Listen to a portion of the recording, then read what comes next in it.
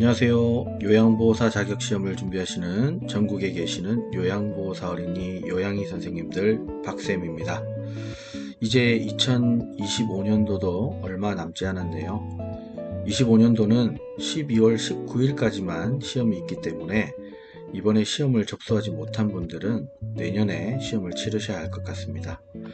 자격증 소지자분들은 교육 이수시간과 실습 이수시간이 짧아서 공부하고 바로 시험 치면 되지만, 일반 과정분들은 교육을 듣고 실습을 하고 하면 공부했던 것도 다 까먹기 때문에 실습을 하는 기간에도 틈틈이 공부를 해 주셔야 배운 것들을 잊지 않고 잘 기억할 수 있습니다. 이번 시간에는 4장 요양보호사의 인권보호와 자기계발 핵심 정리 강의 진행하도록 하겠습니다. 요양보호사의 인권입니다. 평등권은 연령, 성별, 학력, 출신 지역 등에 따라서 차별받지 않아야 한다는 것이고, 최종 학력이 고등학교 졸업이라고 해서 나이가 많다고 해서 취업에 차별을 받아서는 안 된다는 내용입니다. 노동 관련 권리는 휴식 및 여가를 누릴 권리를 보장해야 하고 동등한 보수를 보장받아야 한다는 것이고, 자유권은 표현의 자유, 사상, 양심, 종교의 자유, 신체의 안전에 대한 권리를 보장받을 수 있어야 하는 것이 자유권에 해당합니다. 장기요양 요원지원센터와 관련된 내용인데요. 노인장기요양보험법 제47조의 2에 근거해서 지방자치단체는 장기요양요원지원센터를 설치하고 장기요양요원의 권리 침해, 상담 및 지원, 교육 지원, 건강 관리를 위한 사업 지원의 역할을 수행합니다. 한마디로 장기요양요원지원센터는 요양보호사들의 편에서 요양보호사들의 어려움을 해결하기 위해 존재한다고 생각하시면 되겠습니다. 장기요양요원에 해당하는 자는 초록색 박스 안에 있는 내용입니다. 앞에서 배웠기 때문에 따로 언급은 하지 않고 내용 한번 읽어보시기 바랍니다. 법적 권익보호입니다. 먼저 근로와 관련된 법은 근로기준법인데요.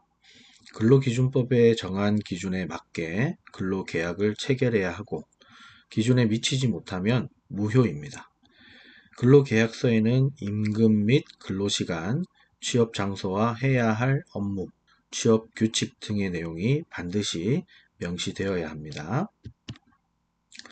산업안전보건법은 고객센터나 상담 콜센터 전화를 하면 산업안전보건법에 의거해서 폭언이나 욕설을 하지 말아달라는 멘트를 들으실 수 있죠.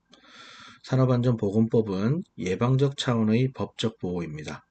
쾌적한 작업환경 조성, 근로자의 안전과 보건을 유지하는 것이 산업안전보건법의 핵심 내용입니다. 장기요양기관의 장은 요양보호사에게 안전에 대해 교육해야 하고 안전보건상의 이유로 작업을 중지했을 때 처벌할 수 없고 건강 문제를 예방하기 위해 노력해야 합니다. 산업재해보상보험법은 부상이나 질병, 상해가 발생했을 때 보상받을 수 있는 법적 보호인데요. 산재 근로자 보호의 주요 내용을 보면 산재로 요양 중에 퇴직하거나 사업장이 부도나 폐업으로 없어져도 지급을 받을 수 있습니다. 산재를 입었다는 이유로 해고할 수 없고 세금을 떼지 않습니다. 3년 혹은 5년간 보험급여 받을 권리가 유효합니다. 보험급여는 양도 또는 압류할 수 없고 채권자가 건드릴 수 없도록 보호받습니다. 요양보호사뿐만 아니라 모든 근로자들이 성희롱으로부터 보호받아야 하는데요. 성희롱이 어떤 것들이 있는지 살펴보겠습니다. 크게 언어, 육체, 시각으로 나누어 볼 수 있는데요. 언어적 행위는 음란한 농담, 음란한 내용의 통화, 회식 자리 등에서 옆에 앉아서 술을 따르라고 하는 것이 언어적 행위에 해당됩니다. 육체적 행위로는 신체 부위를 만지는 행위, 안마를 해달라는 것, 신체 부위를 밀착시키는 등 신체 접촉과 관련된 것이 육체적 행위에 해당됩니다. 시각적 행위는 음란한 사진, 그림, 낙서를 보여주는 행위, 특정 신체 부위를 고의적으로 노출하는 행위 등 시각적으로 보여지는 시각적 행위에 해당됩니다. 세 가지 언어적, 육체적, 시각적 성희롱 행위 잘 기억해 주시기를 바랍니다. 성희롱 대처 방안입니다. 장기 요양기관에서는 1년에 한 번 이상 성희롱 예방교육을 실시해야 하고 대상자 가족에게 사정을 이야기하고 시정해 줄 것을 요구해야 합니다. 요양보호사는 성희롱 상황 발생 시에 감정적인 대응은 삼가하고 단호히 거부 의사를 표현하고 기관 담당자에게 보고해서 기관에서 조치를 취할 수 있도록 해야 합니다. 외부의 전문기관에 상담하여 도움을 받을 수 있습니다. 성희롱 행위가 계속 반복될 경우 녹취를 하거나 일지를 작성해 두어야 합니다. 2절 요양보호사의 직업윤리입니다. 우리 표준교재 123쪽에서 126쪽에 나오는 직업윤리원칙, 윤리적 태도는 내용을 암기한다고 생각하기보다는 편하게 읽으시면서 이해하시면 되는 내용인데요. 도덕적이고 상식적이고 바람직한 내용을 찾으면 되는 문제가 출제되기 때문에 가볍게 읽고 넘어가셔도 될 것 같습니다. 요양보호 업무에서 윤리 문제 사례입니다. 저는 사례 2개만 함께 볼 건데요. 나머지 사례들도 꼭 읽어보시고 대처 방법을 잘 숙지해 주시면 될 것 같습니다. 사례 1번입니다. 할머니가 요양보호 중에 있는데 배우자 할아버지가 치매 진단을 받게 되면서 인근에 분가하여 살고 있던 장남이 오전에 할머니를 돌봐주고 오후에는 요양보호사에게 할아버지를 돌봐달라고 요청했습니다. 하지만 요양보호사는 남자분을 돌보고 싶지 않다면서 다른 요양보호사에게 부탁하라고 한 상황입니다. 대처 방법으로는 대상자를 차별 대우해서는 안 되겠죠. 모든 대상자에게 평등하게 요양보호 서비스를 제공해야 합니다. 요양보호사가 정당한 사유 없이 대상자의 서비스 신청을 거부하면 법적으로 처벌받게 됩니다. 요양보호사는 본인이 서비스 제공 여부를 결정하지 말고 관리 책임자에게 보고해야 한다는 것 기억해 주시면 되겠습니다. 사례 2번입니다. 집안 청소 중에 어르신이 요양보호사의 손을 붙잡고 쓰다듬었습니다. 요양보호사는 싫다는 의사표현을 했지만 손 좀 만지는데 어떠냐면서 오히려 소리를 치신 상황입니다. 대처 방법은 단호하게 거부 후에 대상자의 가족과 관리 책임자에게 알리겠다고 대상자에게 전하고 반복될 경우 서비스를 중단하겠다고 알려야 합니다. 요양보호사가 직접 대상자의 가족에게 알리기보다는 기관 차원에서 대상자의 가족과 면담해서 알려야 한다는 내용도 기억하시기 바랍니다. 3절 요양보호사의 건강 및 안전관리입니다. 근골격계 질환과 관련된 내용이 나오는데요. 근골격계 질환이 발생되는 작업적 상황을 보면 반복적이고 같은 동작을 할 때, 불안정하거나 불편한 자세로 작업할 때, 무거운 물건을 들거나 이동할 때, 자주 대상자를 들어 옮겨야 할 때, 피곤하고 지친 상태에서 작업할 때 근골격계 질환이 발생할 수 있습니다. 근골격계 질환의 종류와 관련된 관리법입니다. 먼저 어깨 통증인데요. 외상이 없는데도 어깨 관절 전체 통증이 있고 움직임이 많았던 날 밤에는 통증이 있고 관절이 뻣뻣해지는 증상이 있고요. 어깨 주변에서 팔로 방사 통증이 발생합니다. 어깨에서 소리가 나고 팔을 들고 내릴 때 통증이 발생합니다. 어깨 통증을 예방하기 위한 스트레칭 운동법입니다. 그림을 잘 보시고 잘 기억해 두시기를 바랍니다. 어깨 통증 완화를 위한 근육 운동입니다. 어깨 주변 근육을 키워서 통증을 완화하는 데 효과적인 운동입니다. 무릎 꿇고 팔을 굽혔다가 펴기 동작과 어깨를 귀로 끌어올린다는 생각으로 으쓱 해주는 동작, 손을 등 뒤로 모아서 날개뼈를 모은다는 느낌으로 해주는 동작, 엎드려서 팔을 수직으로 들어 올리는 동작이 어깨 근육 운동입니다. 손목 통증입니다. 손바닥과 손가락 저림 증상이 나타나고 엄지, 둘째, 셋째 손가락과 넷째 손가락 반쪽 부위의 피부 감각이 둔해집니다. 손목을 손바닥 방향으로 굽힐 때 악화되는 경향이 있고 밤에 통증이 악화되고 손을 털게 되면 일시적으로 통증과 저림이 완화됩니다. 손목 통증의 대표적인 질병으로 수근관 증후군이 있는데요. 터널 증후군이라고도 합니다. 손등을 맞대고 미는 동작을 1분 정도 유지했을 때 손바닥과 손가락에 저림 증상이 심하면 수근관 증후군이라고 보면 됩니다. 오른쪽 손바닥 그림을 보면 정중신경이 엄지손가락, 둘째 손가락, 셋째 손가락과 넷째 손가락의 절반으로 연결되어 있는 게 보이시죠? 그래서 신경이 연결되어 있는 부위에 저림 현상이 발생하게 됩니다. 잘 기억해 주시기 바랍니다. 요통은 등 쪽 허리와 골반 부위에서 시작해서 다리의 앞, 옆, 뒤로 뻗치는 방사통 증상이 나타나게 되고 오랜 시간 활동하거나 앉아있는 경우 통증이 악화됩니다. 요통 예방 요추 안정화 운동 자세입니다. 주로 누워서 다리를 움직이는 자세들인데요. 양반다리로 팔을 앞으로 뻗어서 허리를 굽히는 자세와 네 발로 엎드렸다가 엉덩이를 발 쪽으로 보내서 쪼그려 앉는 자세도 요추 예방을 위한 자세니까요. 이 자세들을 잘 기억해 주시기 바랍니다. 요통 예방을 하면서 물건을 이동하는 방법인데요. 중요한 포인트는 허리를 펴고 무릎을 굽혀서 몸의 무게중심을 낮추고 지면을 넓힙니다. 그 자세에서 무릎을 펴서 물건을 들어 올리고 물건을 최대한 몸 가까이 위치해야 합니다. 사진 보이시죠? 사진처럼 자세를 정확하게 해서 물건을 들어 올려야 요통을 예방할 수 있습니다.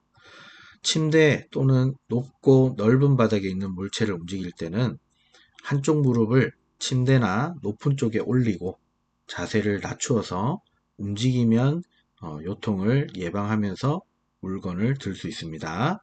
꼭 기억해 주시기 바랍니다. 목 통증입니다. 증상은 목이 뻣뻣하고 목덜미가 당기고 어깨, 팔, 손에 전체 혹은 부분적으로 통증이 나타납니다. 어지럼 증상과 두통, 팔에 힘이 빠지는 등 증상들이 함께 나타납니다. 스트레칭은 목을 앞, 뒤, 좌우로 스트레칭하는 자세를 기억해 주시면 되고 목 근육 운동은 머리를 움직이는 반대 방향으로 힘을 주게 되면 목 근육을 자극해서 운동이 됩니다. 이 그림들도 잘 기억하시기 바랍니다. 팔꿈치 통증입니다. 손을 펴고 손목을 뒤로 젖힐 때 팔꿈치 안쪽에 통증이 있고 무언가를 세게 쥐게 되면 통증이 오기 때문에 세게 잡기가 힘듭니다. 손목을 굽히고 펼 때도 팔꿈치에 통증이 오게 됩니다.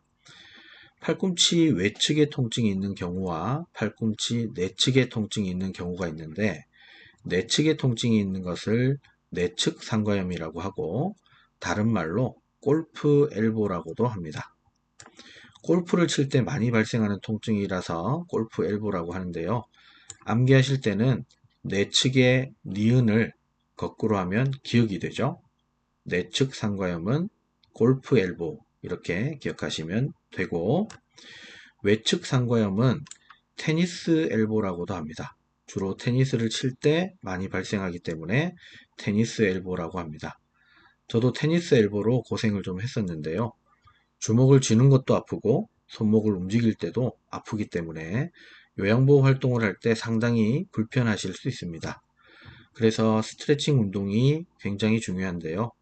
손목 통증 예방 스트레칭 운동과 많이 비슷합니다. 팔꿈치와 손목이 다 연결되어 있기 때문에 동작을 잘 기억하시기 바랍니다. 근골격계 질환의 치료입니다. 발병 단계별 특성을 함께 살펴보면 1단계, 2단계, 3단계로 구분할 수 있는데 3단계는 수술적 치료가 필요한 단계를 말합니다. 1단계는 작업 중 통증이나 피로감을 느끼는 단계로 하룻밤 지나거나 휴식을 취하면 증상이 없어집니다. 며칠 정도 통증이 지속되고 악화와 회복이 반복되면서 작업 수행 능력에는 큰 변화는 없습니다. 2단계는 작업 시작부터 통증이 생기고 하룻밤 지나도 통증이 계속되고 잠을 방해할 정도의 통증이 있는 단계입니다. 몇 주 혹은 몇 달간 통증이 지속되면서 악화와 회복이 반복되고 반복적 작업 시 능력이 낮아지게 됩니다. 3단계는 휴식 중에도 일상적인 움직임에도 통증이 있고 하루 종일 통증이 있는 상태로 밤에 잠을 방해할 정도의 통증이 있는 단계입니다. 몇 달 혹은 몇 년간 지속되고 가벼운 작업 수행에도 어려움을 느끼게 되어서 수술적 치료가 필요한 단계입니다. 1단계는 작업 중 통증, 2단계는 작업 시작부터 통증, 3단계는 휴식 및 일상적 움직임에도 통증이 있는 단계라는 것을 잘 기억하시기 바랍니다. 근골격계 질환의 치료입니다. 손상 후 24시간에서 72시간, 하루에서 3일이죠. 이 시간 안에 치료하는 것을 초기 치료라고 합니다. 초기 치료에는 4가지 꼭 기억하셔야 되는데요. 휴식, 냉찜질, 압박, 올리기의 4가지 치료 방법입니다. 손상 부위는 최대한 움직이지 않고 휴식을 취해야 하고 부종 감소와 통증 근경련을 줄이기 위해서 냉찜질을 해야 됩니다.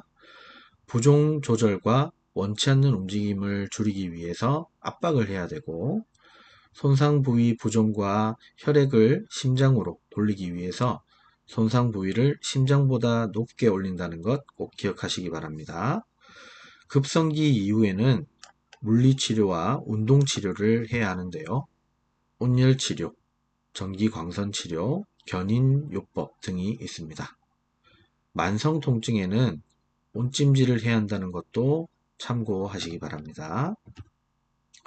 전신 스트레칭의 목적입니다. 우리 운동선수들이 항상 준비 운동과 스트레칭 운동을 땀이 날 정도로 하고 운동을 하는 경우가 많은데요. 이것은 부상을 예방하고 관절의 가동 범위를 넓혀줄 수 있고 격렬하고 빠른 운동에 반응할 수 있도록 운동신경을 촉진합니다. 혈액순환을 촉진하고 기분 전환에도 도움을 준다는 목적 기억하시면 됩니다. 스트레칭 방법입니다. 천천히 안정되게 호흡을 편하게 상하 좌우 균형 있게 교대로 하는 것과 같은 동작은 5에서 10회 반복하고 동작과 동작 사이에는 5에서 10초 휴식을 취하고 10에서 15초 정도 스트레칭의 자세를 유지해야 근섬유가 충분히 늘어날 수 있습니다. 그래서 암기를 하실 때는 50견이 와서 스트레칭을 할 때는 5, 10회 반복, 5, 10초 쉬고 10, 15초 유지한다 라고 암기해 주시면 되겠습니다. 한번 소리내서 다 같이 해볼까요? 50견이 와서 스트레칭을 할 때는 5, 10회 반복, 5, 10초 쉬고 10, 15초 유지한다. 잘하셨습니다. 감염 예방입니다. 감염 예방을 위해서는 기관 차원에서 할 일이 있고 요양보호사가 할 일이 있습니다. 먼저 기관 차원에서 할 일은 요양보호사에게 보호장구를 지급해야 하고 인플루엔자 등 예방접종을 할 수 있도록 해야 합니다. 정기적으로 건강검진과 감염 예방교육을 실시해야 합니다. 요양보호사가 할 일은 요양보호사가 감염병에 감염 시에 대상자 접촉을 하지 않는 것이 원칙입니다. 대상자가 감염 시에는 요양보호사는 보호장구나 마스크, 장갑을 착용하고 접촉을 해야 합니다. 임신한 요양보호사는 풍진, 수두 등 선천성 기형을 유발할 수 있는 감염성 질환을 가진 대상자와 접촉을 하면 안 됩니다. 풍진과 수두가 다른 질병인 홍역이나 결핵 같은 질병과 헷갈릴 수 있기 때문에 암기 팁대로 외우시면 절대 까먹지 않고 외울 수 있습니다. 아들을 임신하려면 풍수지리가 좋은 곳에 살아라. 풍수지리가 좋으면 아들을 낳을 수 있는지는 모르겠지만 그냥 이렇게 외우시면 풍진과 수두 헷갈리지 않고 정답 찾아낼 수 있을 것 같아요. 요양보호사에게 흔한 감염성 질환 예방 방법입니다. 먼저 결핵입니다. 결핵은 공기를 통한 감염 질환입니다. 주로 우리는 폐결핵으로만 알고 있는데 신체 여러 부위에도 결핵이 침범할 수 있지만 주로 폐결핵으로 발병합니다. 2주 이상 기침을 하거나 가래에 피가 섞여 나오거나 호흡곤란, 흉통, 발열, 야간에 땀 흘림, 전신 피로 등의 증상이 있습니다. 결핵이 의심될 때는 반드시 결핵 감염 검사, 엑스레이 검사를 받으셔야 합니다. 결핵균은 산이나 알칼리에 잘 견디지만 햇빛에 약합니다. 그래서 침구류를 일광 소독하는 것이 중요합니다. 결핵은 햇빛, 결핵빛 이렇게 기억하시면 조금 쉽게 기억하실 수 있을 것 같습니다. 결핵빛. 또 한 가지 중요한 것은 잠복결핵 감염입니다.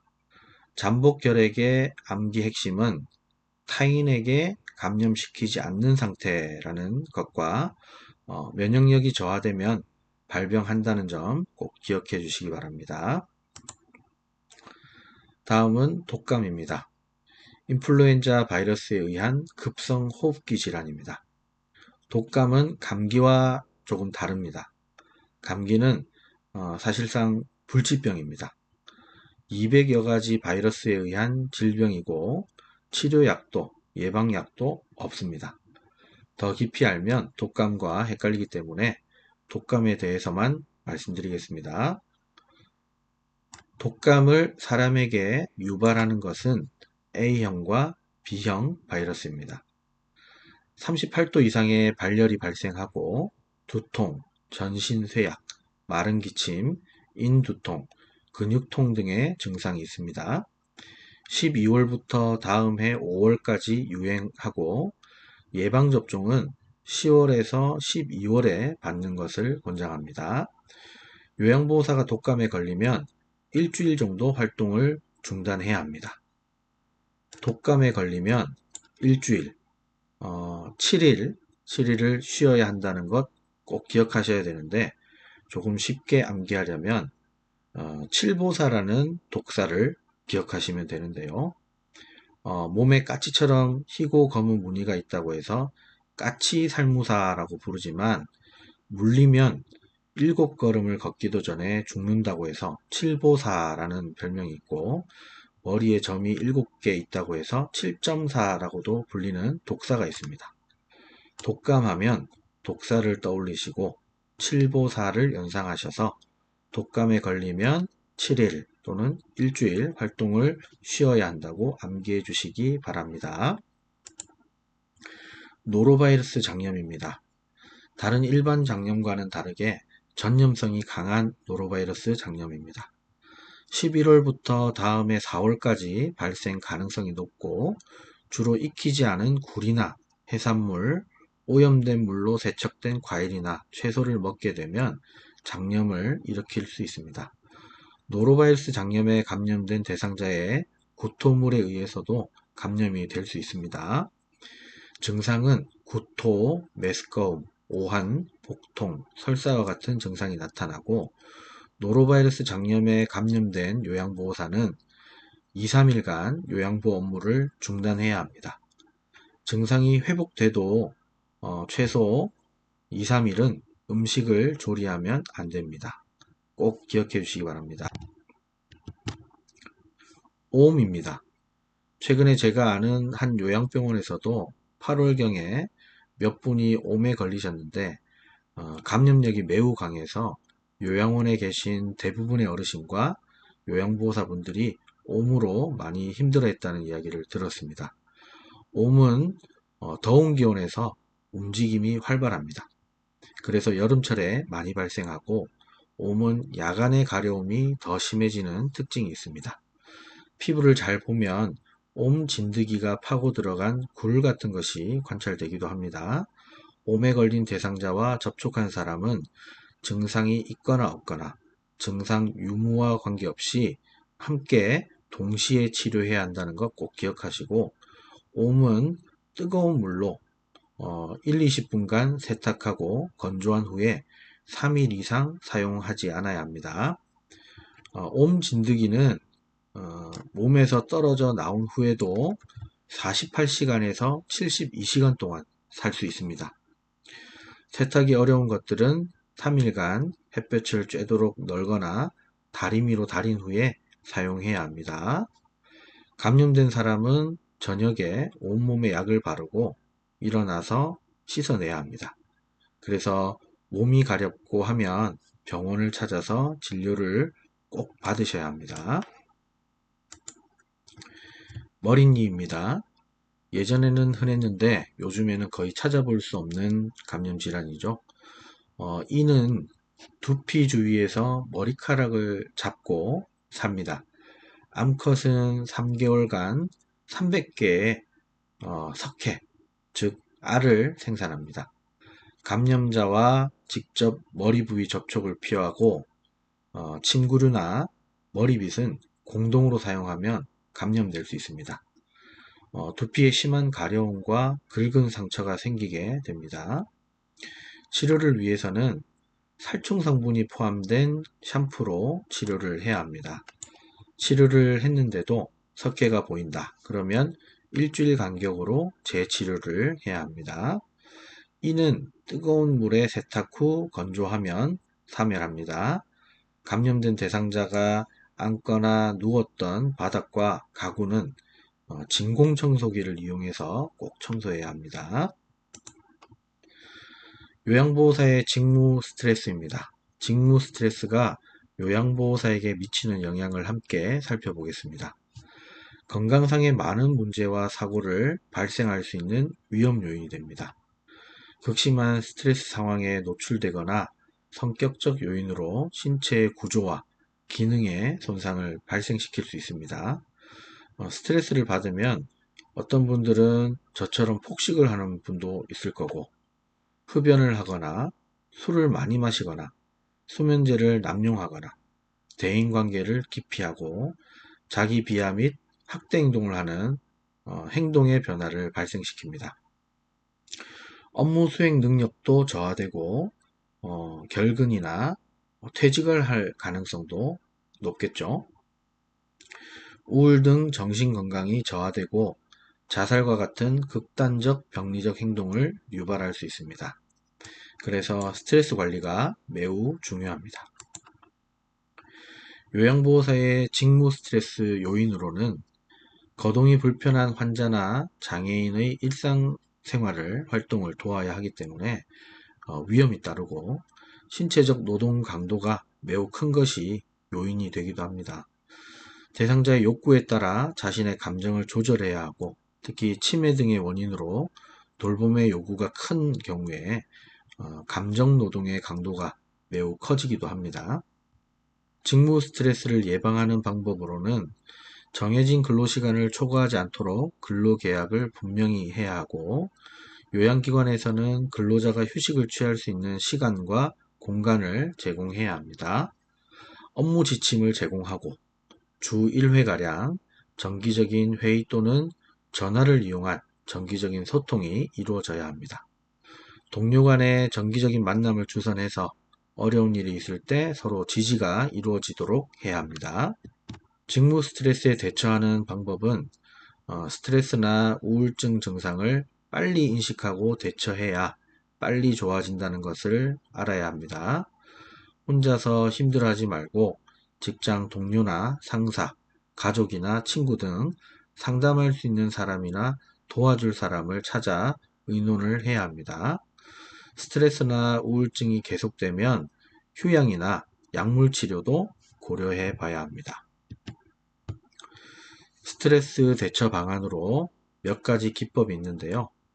특정 근육을 긴장시킨 후 10초 정도 유지 후에 이완시키는 긴장 이완 기법이 있고, 오른손은 배에, 왼손은 가슴에 올리고 코로 들여 마시고 입으로 내쉬는 호흡법, 과거에 편안했던 기억을 떠올리는 심상훈련, 자신의 생각을 변화시켜 상황을 긍정적으로 인지시키는 방법이 있는데, 상사로부터 꾸지람을 들은 경우에 저 상사가 나에게 관심이 있기 때문에 이렇게 야단을 치는 것이다 라고 스트레스 상황을 긍정적으로 바꾸어서 생각하는 자신의 생각 변화, 또는 다른 말로 인지수정과 같은 스트레스 대처 방법들이 있습니다. 이상으로 4장 핵심 정리 강의 마치겠습니다. 수고하셨습니다.